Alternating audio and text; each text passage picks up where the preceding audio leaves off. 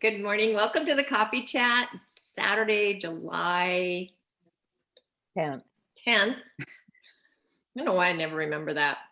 Okay, we are going to dive right in. We did a little check-in before recording. I'm going to share my screen. We're going to talk about intermittent fasting today. July 10th. And let's see. First, just a few announcements. So 6:45. My husband and I have been doing that, and we love it. I highly want to recommend this for everyone. It's restorative strength training. So he really focuses on mobility, flexibility, stability, correct form. And so in phase 1, week 1 right now, it feels kind of slow, but he's making sure that you are loosening up tight areas so that you can fully extend, like on an overhead press, and just really kind of tackling issues that in your body that you might be having that are preventing you from actually having, your best workout or getting the most from your workout. So it's been super beneficial. So definitely recommend this to everyone. You can when you get the 645, they have a new thing for this program, a $45 refund. So if you get the program, there's a couple of requirements that you get the program, you commit to doing the 13 weeks, you show up and do the workouts, they get logged in, of course, to your Beachbody On Demand, and you stay on your Shakeology through that 13 weeks or your performance line. And then at the end, you'll want to then submit your results or your experience, and you get that $45 refund. So I think that's pretty cool. And then if you get the completion pack or the challenge pack, you also qualify to be actually in the group with Amwala Caesar. He'll be in there. It's a 2-week group, and they have different ones at different times. So depending on when you get your pack, and he's going to be in there just giving lots of tips, and he's actually wanting to educate people, to get people moving properly. So I'm really, connecting with that. And then obviously, like Deb mentioned, the portion fix has been updated, streamlined. It really is easy to go through. Your first track rail, they call it, is just the foundations of the fix, just getting started.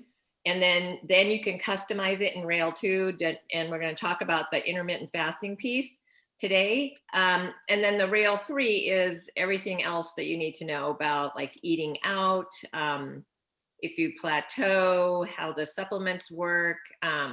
So just other questions that you have that are addressed. So like a frequently asked questions kind of thing. A reminder, if you're doing the Summer Reset Challenge with us, we're reading our Compound Effect and being able to do that with Darren Hardy, the actual author, starting Monday. It's 6 chapters in 6 days, which seems like a lot, but the chapters are really easy to read and they're not very long. And then when we complete the 6 days, then we're actually going to have a mastermind with Darren Hardy. So he's always got great insight. He's a no BS kind of guy. So it definitely, if you can do that with us. And it's about, like we had a post Deb did, the dog days of summer. Generally, in people in summertime, they slow down, they don't push, they don't really go after their goals, whatever that goal is. And so summertime kind of becomes like a lackadaisical, like we kind of like lose some ground sometimes. So that's kind of his thing, is like, I want to pump you up and get you reset and recharged. So it's going to be super beneficial. And then we're building our BOD squad. So help us grow our BOD squad. So it's a fun challenge that Beachbody put out for coaches to, get more people on their journey of living fit every day, of losing, because their mission is to help people to achieve their goals, to lead a healthier, happier life. So that's what we want to do. And we're encouraging you to help us with this. So anybody friends or family that, maybe have some goals, just let them know what you're doing. And if they want some more information, then we can connect and give that to them and get them hooked up. And our next coffee chat next Saturday is going to be about conscious eating and emotions that we have when we're doing changes in our nutrition. which will apply definitely if you start doing intermittent fasting. And this comes from the reset, the ultimate reset, which some of us are going to be doing in August. It's more, the reset really is comprehensive in that it's more than just having your meals lined out and you're eating cleaner, and really does do an overall reset of your body, your metabolism, your digestive system, but it affects a lot of other things. So you look at those things ahead of time. So that's why I encourage you, if you do want to do the ultimate reset, to get your kit coming. Mine's on its way, and my husband volunteered to do it with me. So that's coming next weekend. Okay, so let's jump into the topic of today. So intermittent fasting. Let's just start off with the benefits on why you would want to do this. So studies have shown that intermittent fasting will help you with weight loss and weight control. There's lots of health benefits for your body and your brain. And it's shown in some studies that it can improve the longevity of life. So in these areas of weight loss, it actually will target more belly fat, more stored fat. You can reduce your insulin resistance. So again, your body is then triggered to tap into your body stores of fat, of energy. It's shows that it can reduce your inflammation markers, which inflammation, we have chronic inflammation. So much of that is rampant through society and through our body. You could be inflamed in all kinds of different areas. And that's, definitely a key driver to chronic disease and those illnesses that we have.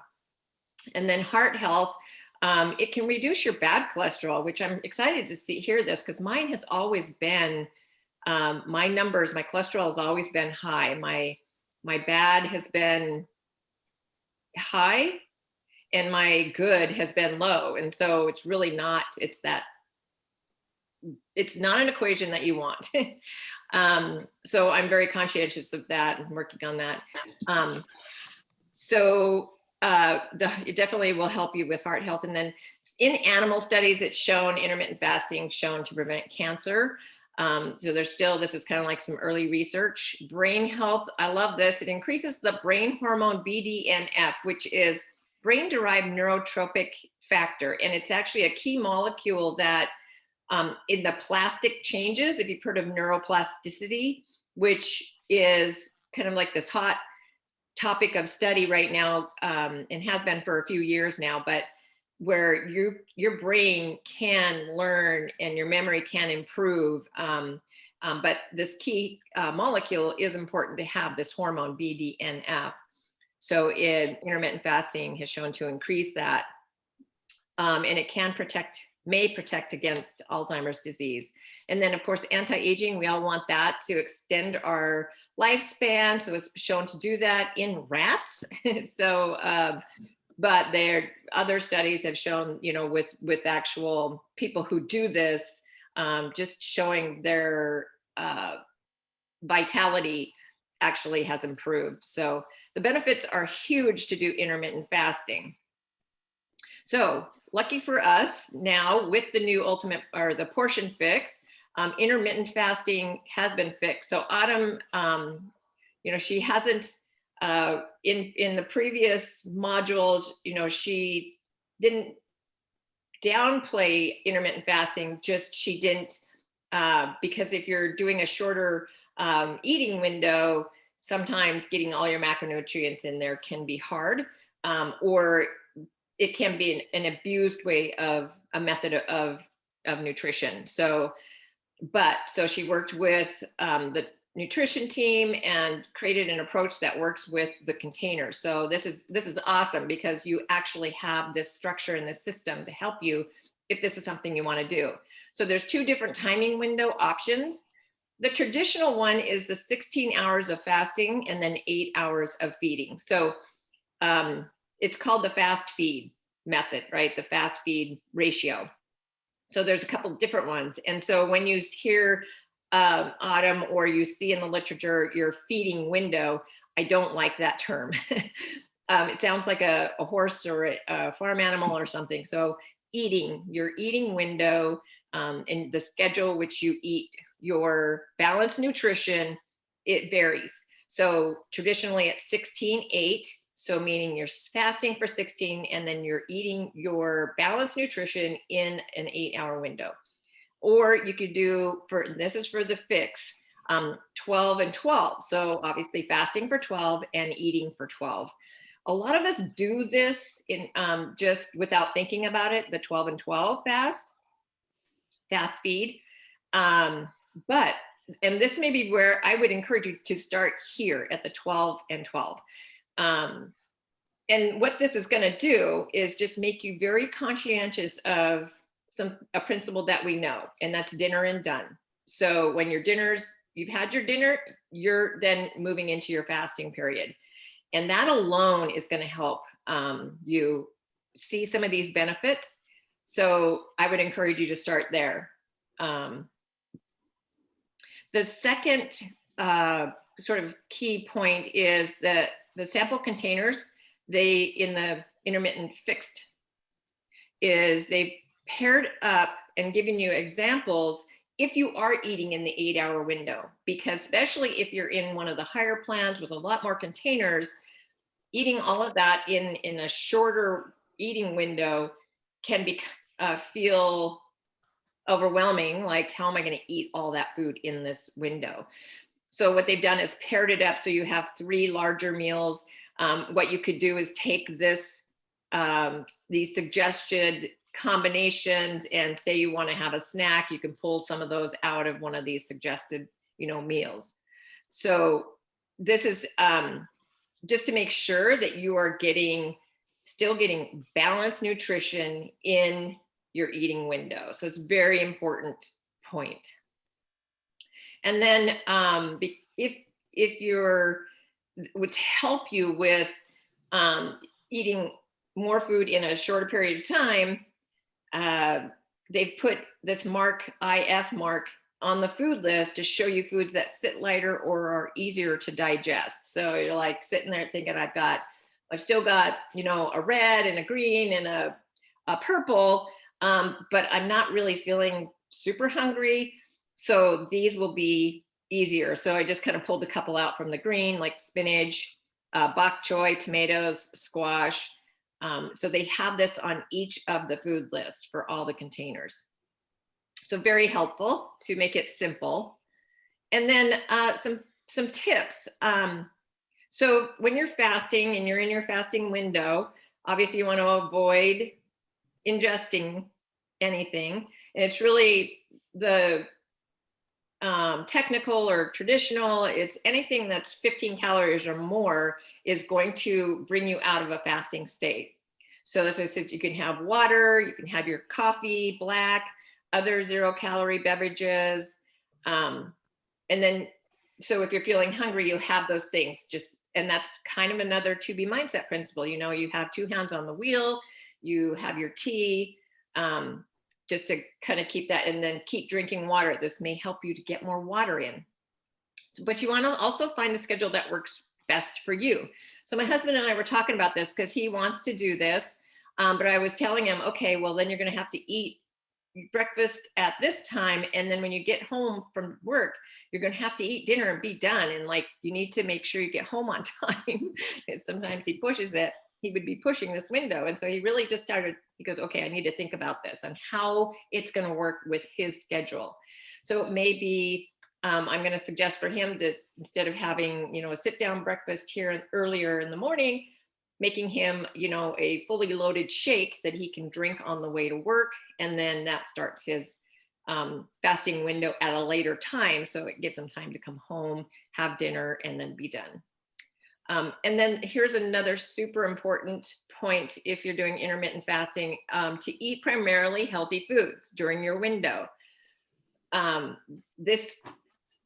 benefits won't happen if you're eating a lot of highly processed foods or eating excessive numbers of calories, which a lot of people can do. They either go, one way or the other to the extreme. And maybe one day it's this way, maybe one day it's the other way, but they either don't eat enough, they kind of abuse the fasting concept and don't eat enough. It's sort of like, well, I'm fasting, so I'm not going to eat. Or in their eating window, they're just like going for it, right? Eating way too much. And as we know with the principles of portion fix, if you're really keeping your stomach full, your digestive system full, there are mechanoreceptors in your stomach that are trained to know when you're satiated, when you're full, and it kind of turns off that hormone and turns on the hormone that you're full, right? So you have those two different hormones, one to signal you're hungry, one to signal you're full. If you're constantly full and your stomach is stretching, those mechanoreceptors then adjust. And then it's saying, well, when you have a smaller meal, then it's saying, oh, we're not full yet. And so you kind of are reinforcing that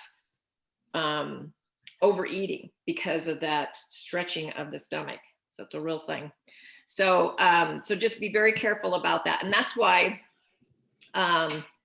the portion fix will ensure that you're eating well if you're following your plan. So we're still following our container portion control plan. We're just adjusting the window in which we eat. So the side effects, of course, you may be hungry, especially to start, because that's another thing my husband was talking about. I'm just in the habit of eating. Like I have all this, I just know I'm going to eat this. He takes certain things to work with him, and it's like, okay, I eat this. And if it's there, I'm going to eat it. That's his thing. So I try not to bring things in the house I know he'll eat.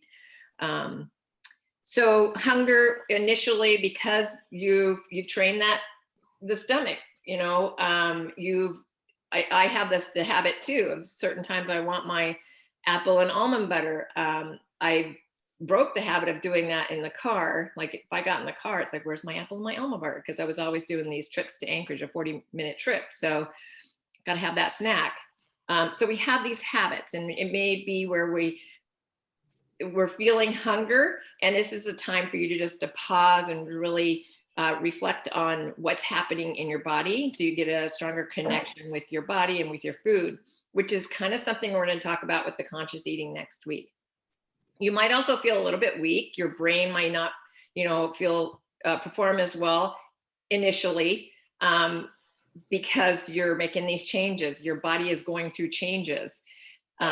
This should be only temporary. So your body will adapt to your new eating schedule, your new meal schedule. And again, portion fix, intermittent fasting ensures you're eating well. And that's the whole reason, Autumn was adamant about making sure you're still getting all your containers, you're still eating your balanced macronutrients, you're still drinking your Shakeology, getting those micronutrients, all your vitamins and your minerals.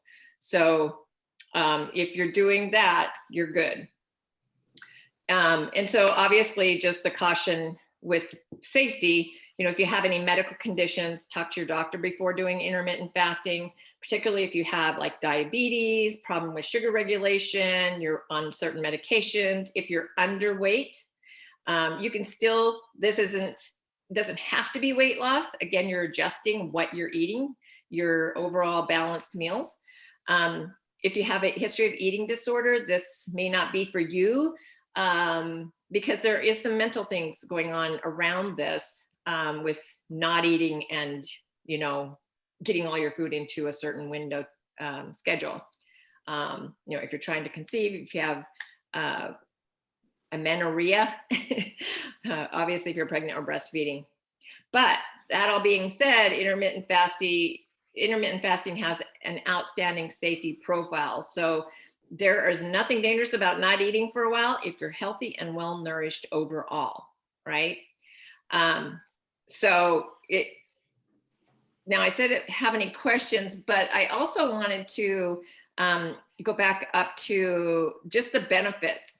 So what's going on here is when you're fast, there's actually cellular and molecular level changes in your body. Your body will adjust hormone levels to make stored body fat more accessible. It'll adjust your hormone levels to make stored body fat more accessible. That's what we want. A lot, I love this term. We're not necessarily overweight, we're over fat. We're storing too much. And that obviously can cause health issues. Your cells also initiate important repair processes and change the expression of your genes. So things like your hormone growth, um, human growth hormone levels will increase, and that's where it has the benefits for fat loss and muscle gain. Your insulin sensitivity improves and your level of insulin drops dramatically. So that helps, again, make stored body fat more accessible. Cellular repair, it initiates that. And where cells, so this includes autophagy, another big word term, where cells digest and remove old and dysfunctional proteins that build up inside your cells. So it's repairing and cleaning that out. And then the gene expression changes in the function of the genes related to longevity and protection against disease. So some pretty amazing things happen when you allow your body to, fast for a period of time.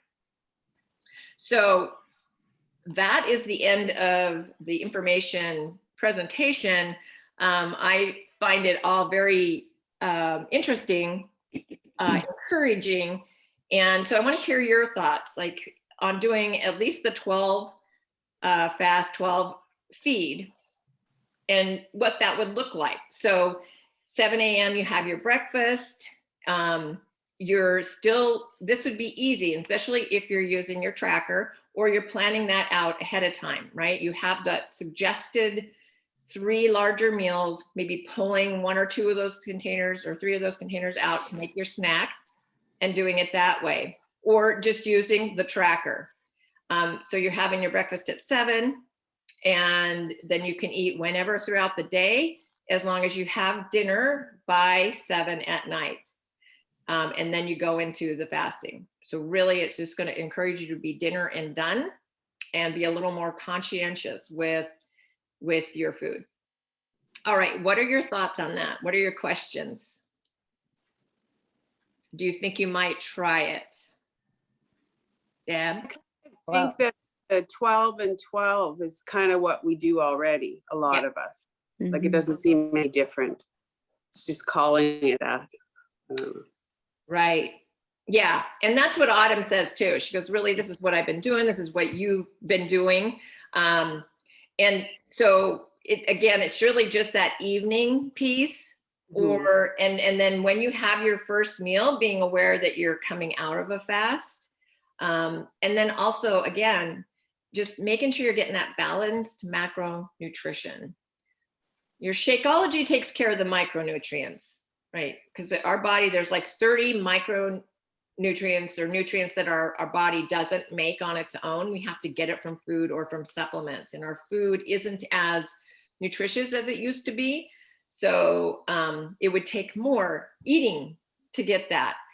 So that's why, it's like having the one shake is a great way to ensure that you're getting those 30 nutrients that your body's not making, or that you might not be getting from your food. Deb. So I'm going to take off soon, but Karen said it right on. It's 12-12. We can practice today, or if you haven't done so already. But my biggest thing on this was it improves your gut health altogether. And with that said, it's with repairing your cells and all the hormones that you're regaining from doing the fast, and the microbiomes, getting a good, eating more wholesome meals within a certain window and getting it in your system can only improve your gut health, altogether. So that's a big enhancement. And then the other thing was the tracking. That was one other benefit I saw, was tracking your meals better, especially in an 8-hour window. If you go that severe, you're really compacted in that time. So you're really intensifying your tracking process of food intake, and to make sure you got that 8-hour window. And like drinking your Energize in the morning, that's calories. So that's where the clock starts. Although she said that drinking black coffee, but only a certain so many ounces doesn't really start the clock. But anyways, it's just an interesting way of doing it. So, oh, and then the other thing was the whole thing with this intermittent fasting, it goes with the 645 specifically, that workout. So those are impaired. They're paired together as your workout and your nutrition. So Amolia is a big fan of intermittent fasting. So that's why they got rolled out together. And so anyways, that's all I had. Yeah. And I gotta go. Okay. Thanks, Deb. Bye. Lately, I have not been feeling hungry in the morning. So I before I would eat with my husband, he eats about 6, and I would just eat because we're making breakfast. I'm making his breakfast and I make mine and I would eat, but then I would find myself hungry like 9 or 10.